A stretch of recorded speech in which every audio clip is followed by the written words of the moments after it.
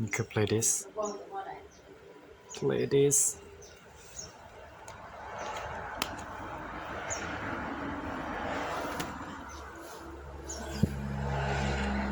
play this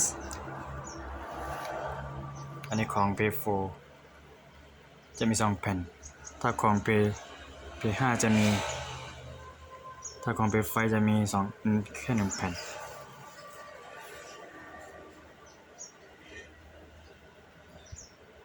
อันนี้ display ใช้โหลดแอป icon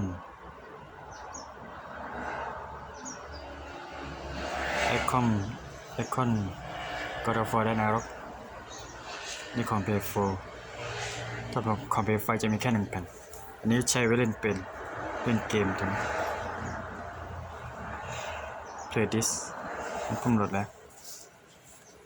ใส่ต่อ